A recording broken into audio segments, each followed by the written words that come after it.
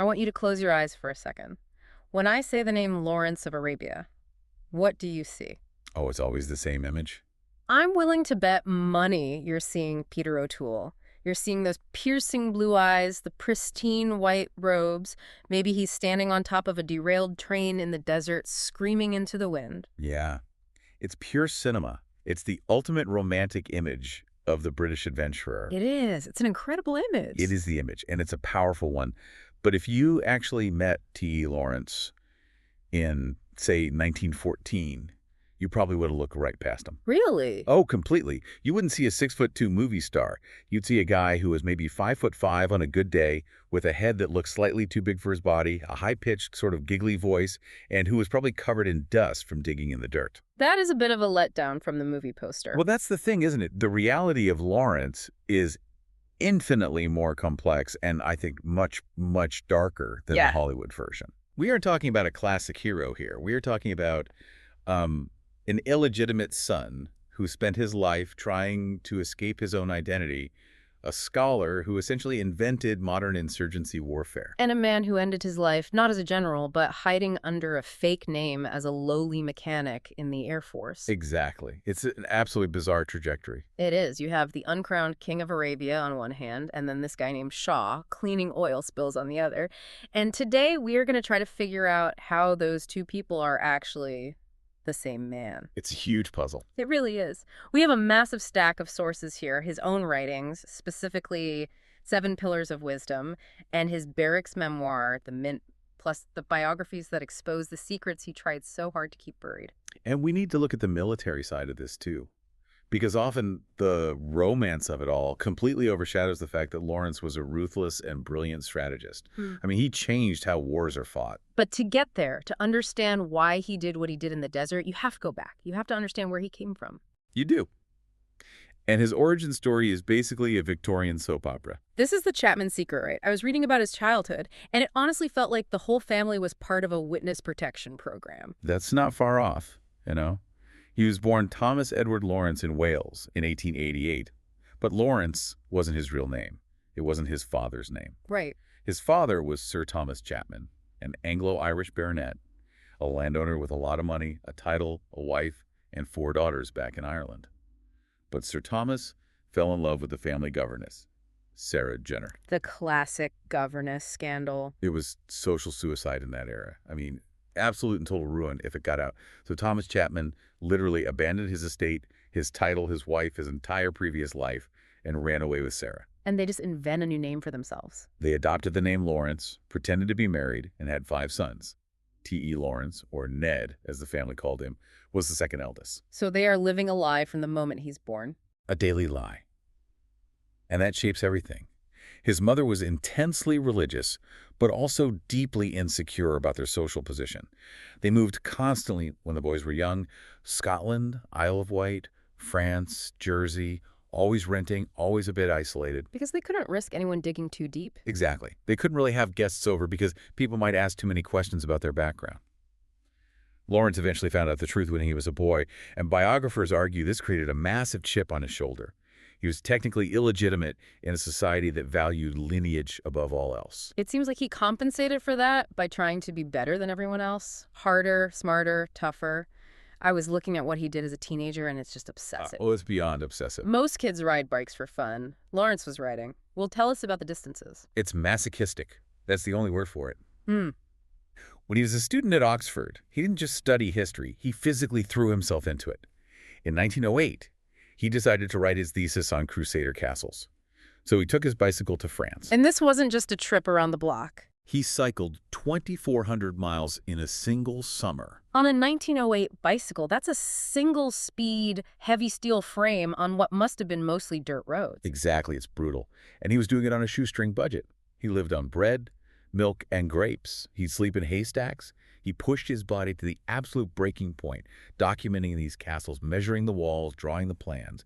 He wrote letters home describing the exhaustion like it was a badge of honor. He was tests. It was always a test. He was testing the limits of his own will.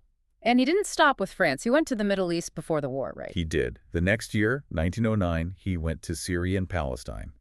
And this time he walked. He walked. Over 1,000 miles. Through the summer heat, getting shot at by locals, getting robbed, contracting a nasty case of malaria. But he kept going because he wanted to prove a point about military architecture. He was arguing that the Crusaders didn't just copy Eastern designs, but actually brought Western influence with them. But looking back, this wasn't just an architecture trip. This was training. He was learning the terrain. He was learning the terrain, the language, and the people. And that's what really set him apart. After Oxford, he got a job at an archaeological dig site in Carchemish, Syria, working for the British Museum under a man named Leonard Woolley. And this is crucial? Absolutely crucial. For 3 years, he lived in the Middle East. He wasn't in a British officers' club sipping gin.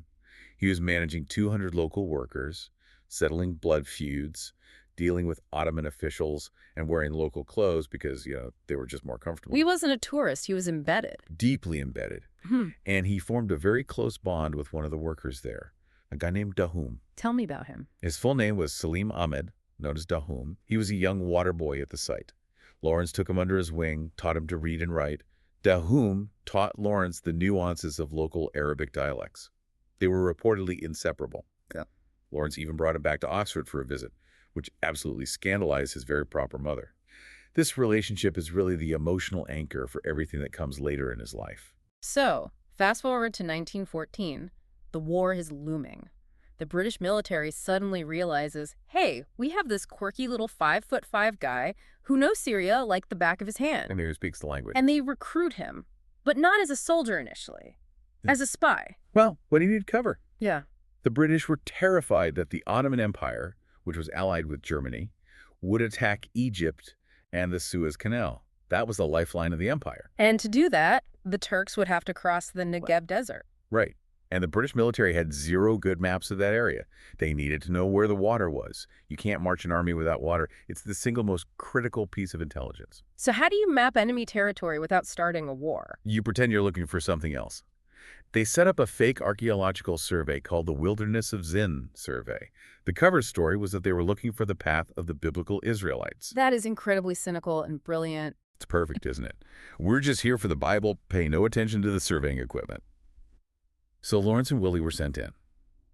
They did write a legitimate archaeology book from it, but the real job was mapping every well, every oasis, and calculating the flow rates. So when the war started, they knew. They knew everything.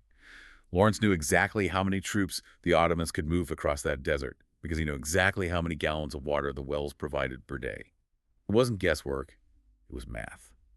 So World War I breaks out. Lawrence is commissioned as a junior officer and sent to Cairo. He joins the Arab Bureau, and I get the sense he did not fit in with the regular army types. He was a nightmare for a traditional sergeant major. He was sloppy. He often forgot to salute. He wore his uniform incorrectly. He was an intellectual and academic in a room full of career soldiers who valued discipline and spit shine over everything else. But he was useful. Immensely useful. He spent his time interviewing Turkish prisoners, drawing maps, and analyzing the political situation. He was a walking encyclopedia of the region. And the political situation was that the Ottoman Empire was vulnerable to an internal revolt. Right. The Turks ruled over millions of Arabs who were starting to feel a sense of nationalism. The British wanted to exploit that. They wanted the Arabs to rebel against the Turks to create a distraction, a second front. And they find a leader for this revolt. They make a deal with the Sharif of Mecca, Hussein bin Ali. He was willing to lead a revolt if the British promised him an independent Arab state afterwards, covering the Hejaz, Syria, Mesopotamia, modern-day Iraq. So the revolt starts in 1916, but it goes wrong. It's stalling. The British are thinking about pulling the plug. Yeah, it's not going well at all. The Arabs have some success, but they're getting bogged down. And so they send Lawrence down to the Hejaz region to see if the whole thing is salvageable. This feels like the moment where the academic becomes the man of action. This is where Lawrence of Arabia is born. This is the turning point. He goes down there, and his job is to find a leader, a real leader who can unite the tribes. He met Hussein's other sons, Ali, Abdullah, but he didn't really click with them. Not the right fit. No. Then he rode inland to meet Prince Faisal. Lawrence describes the first meeting in 7 pillars. It's very cinematic. He walks into the tent, and Faisal, this tall, regal figure, looks at him and asks, "And do you like our place here in Wadi Safra?" And Lawrence's reply is incredible. He just says, "Well, but it is far from Damascus." Wow. That is a bold opening line. Nice place, but we have a long way to go. It set the tone immediately. Lawrence saw in Faisal the charisma and the vision required to hold the disparate tribes together.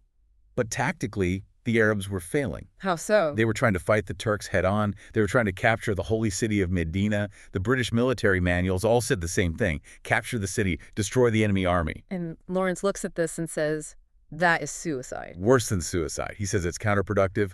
This is his great strategic insight. He argued, if we take Medina, what do we get? We get a city full of hungry civilians that we have to feed. We get a stationary target that the Turks can just counterattack. So his plan was, leave the enemy alone. Leave them in Medina. Let them sit there. Let them rot.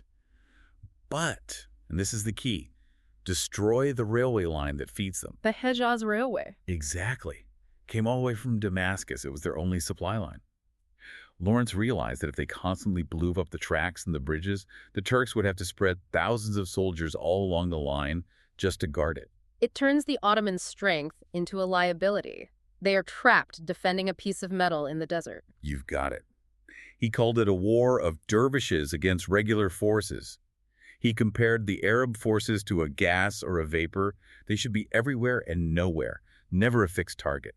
Strike the rail line, blow up a train, and then just vanish back into the desert before the Turks could even mobilize. This is the birth of modern guerrilla warfare. It is. It's the template. Don't fight the enemy's army.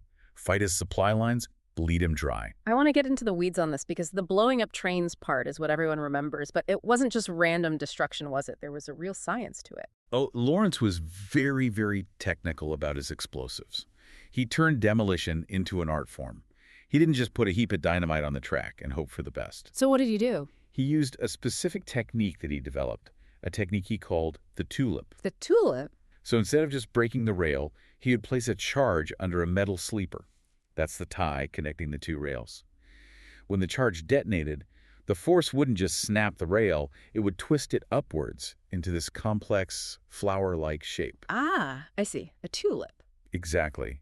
And the genius of it was that it was incredibly difficult to repair. You couldn't just patch it or bolt it back together. You had to cut the whole mangled section out and rebuild the bed from scratch. It maximized the downtime for the enemy. And he was right there doing it. He wasn't ordering this from a desk in Cairo. No. He was the trigger man. He was obsessed with getting it right. He describes the sensation of lying in the sand, the heat of the plunger in his hand, waiting for the train to hit just the right spot. But the aftermath must have been brutal. Horrific. He writes about it in detail. The Turkish soldiers dead and dying, the chaos, the looting by the Bedouin tribes who would descend on the wreckage. It wasn't clean. It wasn't heroic in that movie sense. It was chaotic and incredibly bloody. This success, though, it gives him the capital to propose his craziest idea yet. The attack on Aqaba. Aqaba was the key. It was the key. It was the last Red Sea port in Ottoman hands. If the British could take it, they could land supplies, they could link up with the Arab forces, and they could begin the push north to Jerusalem and Damascus. But it was a fortress. A massive fortress. All the big guns faced the sea because everyone, including the Turks, assumed an attack would have to come from the British Navy. And behind the city is just nothing. Mountains and the impassable desert. The sun's anvil, that's what they called it. No water, brutal heat, deadly snakes. The Turks didn't even bother to defend the land side because they thought nature defended it for them. But Lawrence saw an opportunity. He saw the one thing no one else did. He convinced Ata Abu Tai, the leader of the powerful Hawattat tribe, a legendary warrior, to attempt the crossing. This is the march that nearly killed them. It's an epic journey. They rode hundreds of miles in a huge loop to come at Aqaba from the east, from the interior. They ran out of water. Men went mad from the heat and thirst. There were constant snake bites. But they made it. They managed to gather more tribes along the way. They built a coalition. And when they finally descended on Aqaba in July of 1917, the Ottoman garrison was completely, utterly stunned. They surrendered largely because they were starving and totally cut off. Yeah. They never saw it coming. Lawrence then has to ride across the Sinai alone to tell the British, hey, I took the city. It's an incredible feat of endurance. He rode for days with almost no sleep to reach the Suez Canal. He walks into General Allenby's headquarters in Cairo, looking like a beggar, covered in dust, and announces that they hold Aqaba. And then that changes everything. That moment changed the war in the Middle East. Allenby realized Lawrence wasn't just a quirky eccentric. He was a strategic weapon. He gave Lawrence gold, guns, Rolls-Royce armored cars, whatever he wanted. He gave him a free hand. But as his fame and his power grow, His internal state seems to be crumbling. It is. The pressure is immense. And we have to talk about Dera'a. It's November 1917. This is the darkest moment in the entire story. It's the central trauma of his life. What happened? Lawrence was reconnoitering a key railway junction at Dera'a. He was in disguise, dressed as a local. He was stopped by Ottoman soldiers. Now, they didn't know who he was, but they took him to the local governor, the Bey. And this is where the account in Seven Pillars of Wisdom gets very, very difficult to read. It is. Lawrence writes that he was sexually propositioned by the Bey. He refused, and then the Bey handed him over to the guards. And he describes a horrific assault. He describes a brutal whipping and a gang rape. He writes, and this is the key phrase, "In Dera'a that night, the citadel of my integrity had been irrevocably lost." I know there is a lot of historical debate about this. Some biographers, like Richard Aldington later on, claimed he made the whole thing up. It is controversial. There are some timeline issues that skeptics point to, but most modern scholars and biographers believe something deeply traumatic did happen to him there. Whether the details are 100% accurate or filtered through trauma and memory, we can't know. But the psychological impact was real. Undeniably. The way he writes about it, the shame, the shattering of his self-worth, the feeling of being defiled, it rings true psychologically. After Dera'a, Lawrence changes. He becomes more reckless. He seems to be seeking out pain, almost as if he's punishing himself. And the violence he participates in gets worse. We see that at Tafas, near the end of the war in 1918. Yes, a column of retreating Ottoman and German soldiers massacred the villagers of Tafas women and children. It was an atrocity. When the Arab forces with Lawrence arrived and saw the bodies, they went into a frenzy of rage. And Lawrence fed that rage. He did. He wrote that he told them, "The best of you brings me the most Turkish dead." He essentially ordered, or at least condoned, a no prisoners policy. They caught the retreating column and they slaughtered them. It was a war crime by modern standards. Without question. It completely destroys the myth of the chivalrous hero. This was a man consumed by revenge and exhaustion. And guilt. And immense guilt. Because we have to remember the whole time, while he is leading these men, fighting alongside them, bleeding with them, he knows about the Sykes-Picot Agreement. Explain that for us. It was a secret deal made back in 1916 between Britain and France. Basically, a British diplomat, Mark Sykes, and a French diplomat, François-Georges Picot, they drew a line on a map of the Middle East. Just drew a line. With a pencil. They agreed that after the war, France would get control of Syria and Lebanon, and Britain would get control of Iraq and Jordan and Palestine. But Lawrence is telling Faisal, fight for us and you get your independence. You get a unified Arab state. Exactly. He knew he was selling a lie. He wrote in a letter, "I am a living lie." He was caught between his loyalty to his men and his duty to his country's dishonest politics. So what was his plan? He hoped that if the Arabs could race to Damascus and capture it before the British army arrived, they could set up a government, plant their flag, and present it to the world as a fait accompli. He was trying to outrun the politicians. And they do reach Damascus first in October 1918. They do, it's chaotic. Lawrence tries to set up a provisional Arab administration, but the geopolitics were just too strong. The French demanded their slice of the cake as agreed. The British government caved. Faisal was eventually kicked out of Damascus by the French. The dream was dead. The dream of a fully independent, unified Arab state was dead.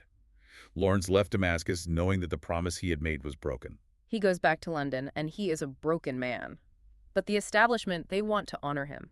There's this incredible scene at Buckingham Palace with King George V. It's October 1918. He is summoned to the palace. He's going to be made a Knight Commander of the British Empire. Yep.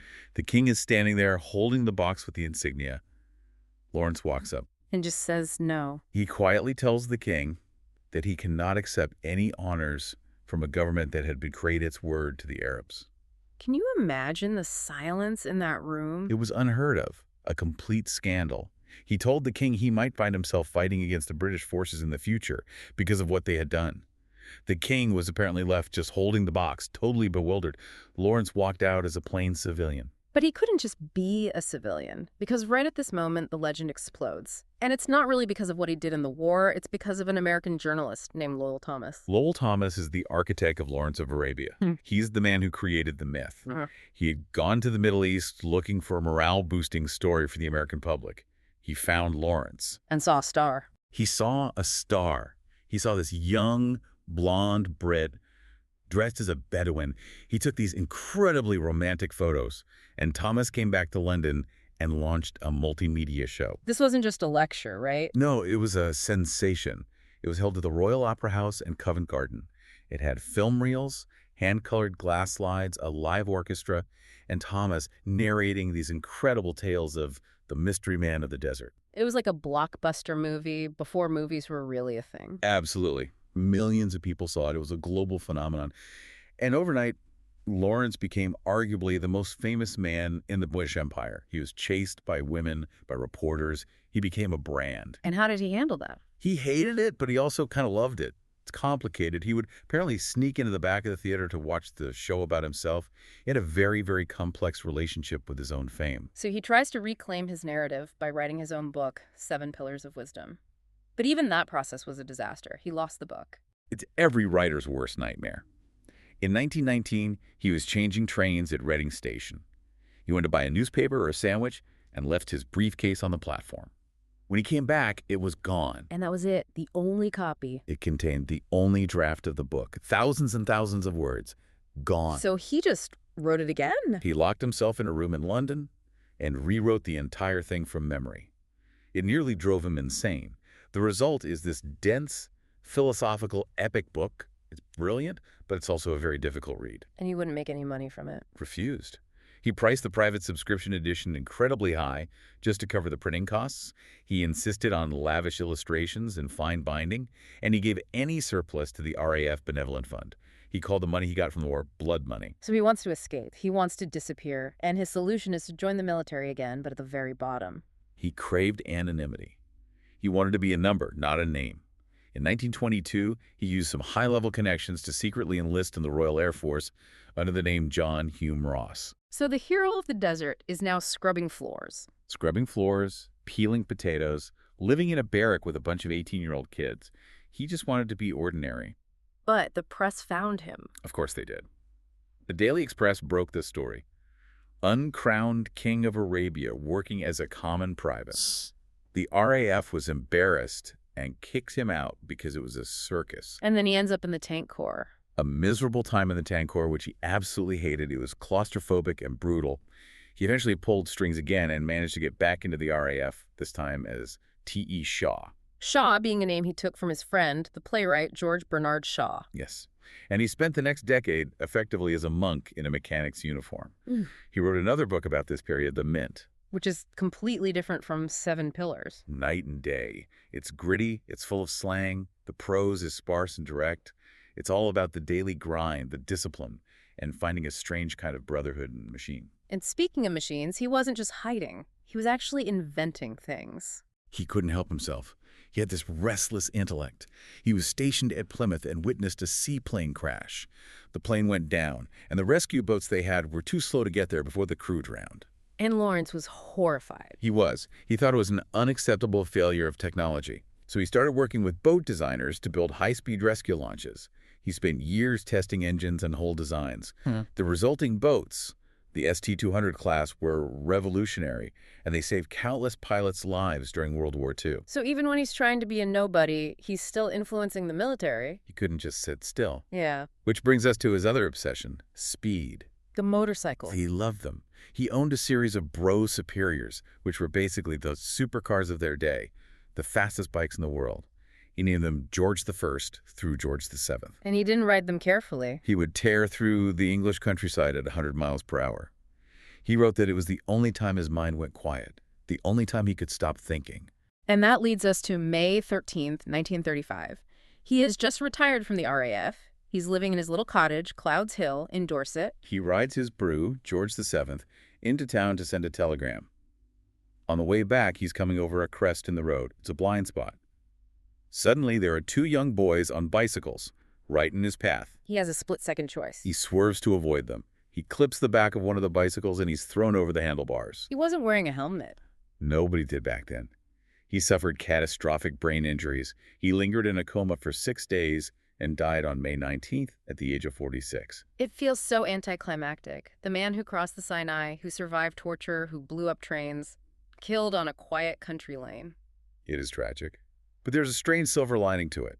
One of the doctors who treated him was a brilliant young neurosurgeon named Hugh Cairns. Okay. Cairns was so shaken by seeing this incredible mind destroyed by a preventable head injury that he began a massive, years-long study on motorcycle head injuries among soldiers. And that research. His research directly led to the British military, and later civilians, adopting crash helmets as standard practice. So in a way, Lawrence's death has saved countless other lives. So again, even in death, he changes the world. But his reputation didn't rest in peace. In the 1950s, the backlash started. The Richard Aldington biography in 1955, it was a complete hatchet job. Aldington basically called Lawrence a liar, a fraud, and a pervert. He attacked everything, the illegitimacy, the military claims, the sexuality. It was brutal. Was there any truth to it? Well, the illegitimacy was true, obviously, and that was a huge part of the scandal Aldington created. But the military stuff, Aldington claimed Lawrence lied about how many bridges he blew up, or that he exaggerated his role. And did he? Later research and the declassification of government files proved that while Lawrence might have polished a detail here or there for a good story, and he loved a good story, the core achievements were absolutely real. He really was the strategic driver of the Arab Revolt. And what about the sexuality aspect? That has been obsessed over for a century. It has. 7 Pillars opens with the famous poem dedicated to S.A. It starts, "I loved you, so I drew these tides of men into my hands and wrote my will across the sky in stars." And S.A. is Hume. Most historians agree S.A. was Salim Ahmed Hume, the boy from Carchemish, who died of typhus just before the end of the war. Lawrence was absolutely heartbroken. But was it a sexual relationship? We simply don't know for sure. Lawrence's friends and letters suggest he was largely asexual and had a deep aversion to being touched. However, we do know about the masochism. This is a difficult part of his life. It is. After the war, there's clear evidence that Lawrence arranged for a military colleague to beat him periodically with a birch. That paints a picture of someone in deep, unresolved pain. It does. It suggests he was trying to exorcise the demons of Dera'a, or perhaps punishing himself for the fraud of his leadership during the war. It makes him a deeply sympathetic, tragic figure rather than just a cardboard hero. So when we look at the map of the Middle East today, Syria, Jordan, Iraq, Israel, Palestine, we're looking at the wreckage of the world Lawrence helped build and then saw collapse. We are. He helped unleash forces, Arab nationalism, Zionism, colonial partition, that are still fighting each other to this day. He was the bridge between the 19th century empire and the chaotic modern Middle East. And as a final thought to chew on, Lawrence wrote that he acted the part of the Arab leader for so long that the citadel of my integrity had been irrevocably lost. He hollowed himself out to become the legend. The role consumed him. So the question for you to think about is, was Lawrence of Arabia the greatest role he ever played? And in the end, did the character eventually kill the man? I think he spent the rest of his life trying to find the man again. But he never quite could. He was trapped inside the myth. A heavy thought to end on. That's our deep dive on T.E. Lawrence. Thanks for listening. Thank you.